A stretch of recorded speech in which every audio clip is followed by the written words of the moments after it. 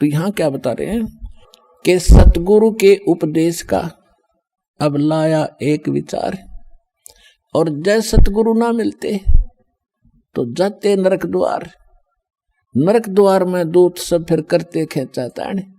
अब आपने पकड़ के कोई कुआं में गिरना चाहे, क्या खुश होके गिर जाओगे? पूरे हाथ पैर मारोगे, चिल्लाओगे और बैक मारोगे जितनी आपकी पैर बसाओगी। तो वहां तो नरक भी कुआं भी हाहाकार माच रही, उनका पीटे जा रहे हैं, कोई सड़ रहे हैं, कोई कौवे नोच रहे, और उस खड्डे में उस गड्ढे में आपको फेंकने के लिए ले जाते समूह के समूह को। हजारों की संख्या में यम के दूत भाले ले रखे होते हैं। ये जो शरीर है आपका, ये तो ऊपर का कुर्ता पजामा है, असली शरीर तो अंदर है, इसको सूक्ष्म शरीर कहते हैं। उसमें प्राणी मरता नहीं, लेकिन दर्द बहुत होता है। तो ये भूत प्रेत उस सूक्ष्म शरीर में घूमते हैं, वो आपको नहीं दिख सकते, और वहां वो शरीर होता है। उसको फिर जब आदेश हो जाता धर्मराज से, धर्मराज के यहाँ से न्यायाधीश से, जाओ इसको नरक में, इसको स्वर्ग में, इसको गधे की योनि में, इसको कुत्ते की योनि में, वो तो फटाफट चले जाते हैं। यम के दूत जब उसको लेकर चलते हैं पूरे टोल के टोल को, जैसे डांगर पशुओं को फाटक में रोकते समय वो वापस भाजन गलठ मार मार के अंदर ठोक्या करें, तो वो स्थिति होगी वहां पर उन प्राणियों की जो सत भक्ति नहीं करते या नकली संतों से नाम लेकर भक्ति करे। सतगुरु ना मिला जिनको, यम के दूत उनको आगे को ले जाएंगे, वो वापस भाजेंगे। उसमें कौन करे राजी खुशी? तो उनका सीधे भाले ठोकेंगे, दे लटकीता लागो, और उनको फिर धक्के से ठोक कर उसमें और फाटक बंद कर देंगे। तो यहां बताते हैं नरक द्वार में दूत सब फिर करते खेचा ताण, उनसे कभू ना छूटता। और उसके बाद नरक भोग के फिर कहां? फिर 84 लाख योनियों में 4 खानियों के अंदर फिर आता।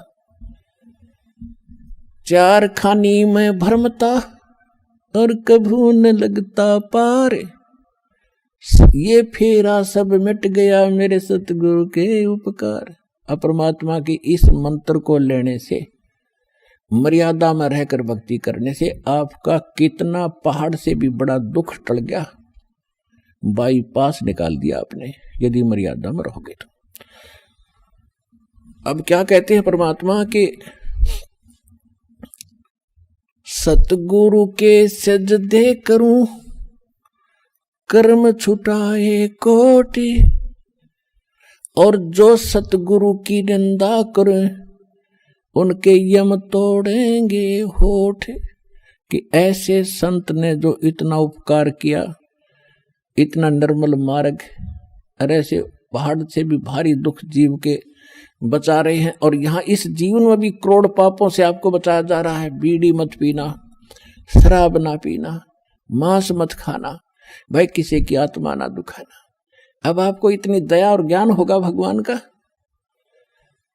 तो फिर आप इन पापों से बच के सारा दिन भगवान की भक्ति करते हो, ना बैठ के गप्पे मारो, किधर ताश खेलो, किधर राजनीति बतलाओ, किधर सिनेमा मार्ग फुड़वाओ बैठे बैठे। अब कितने बाईपास निकाल दिए, कितने कर्म छुटवा दिए आपके बुरे। कहते हैं सतगुरु के सजदा करूं कर्म छुटाए कोट, और ऐसे सतगुरु की जो निंदा करें फिर यम के दूत उनके होठ तोड़ेंगे, यानी ऐसा पीटेंगे कितना लागो। होठ तो नाजुक होती है, कोई बालक ना धमकावे तो उठा पर ना मारा करे, एक आधा थप्पड़ चट्टू कमरे में मार ले। कहते वो होठ भी फूटेंगे तो नो सोच लो बेरहमी से पीटा गया वो। तो कहते वहां इतनी पिटाई होगी आपकी, ऐसे महापुरुष की जो निंदा भी करते हैं। और फिर क्या बताया है, 7 समुद्र की मसी करूं लेखनी करूं बन राय, धरती का कागज करूं गुरु गुण लिख्यो न जाए। अब क्या गुण लिखेंगे उस ऐसे महापुरुष के जिसने ऐसे संकट से बचा दिया।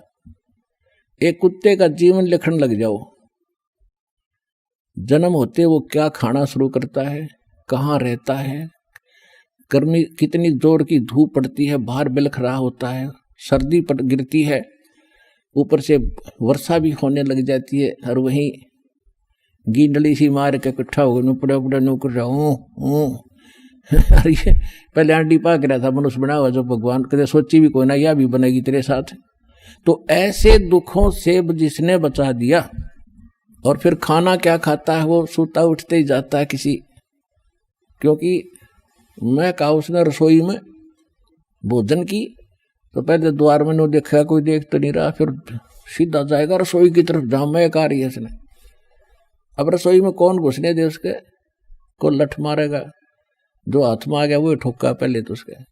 जो रसोई में घुसने की कोशिश करे, बाहर खड़ा रहे तुमको टूक मिल भी जा, पर इतनी उसमें संतोष नहीं रहता, भूखा मरा सूता सारी रात तो कुर रहा बैठ के भौक्या भी मतलब। तो ये दुर्गति होगी और वहां लगे लठ, फिर वो थोड़ी देर तक चिल्ला होगा, फिर शायद दूसरे घर की तरफ ताकेगा कि शायद यही दाव लग गया।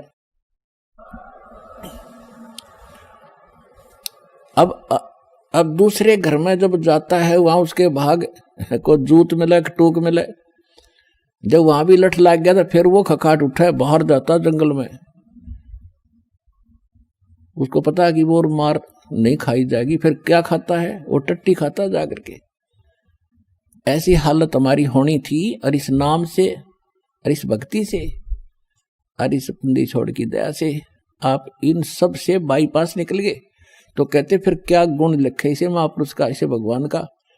7 समंदर की स्याही बना दूं इंक, और पूरी धरती का कागज बना लूं, सारे वृक्षों की कलम बना कर रख लूं, और फिर लिखने लग जाऊं, ये भी घिस जा, 7 समुद्र भी खत्म हो जा, पृथ्वी जितना बड़ा कागज भी थोड़ा पड़ जा, उस गुरु के गुण नहीं लिखे जा सकते।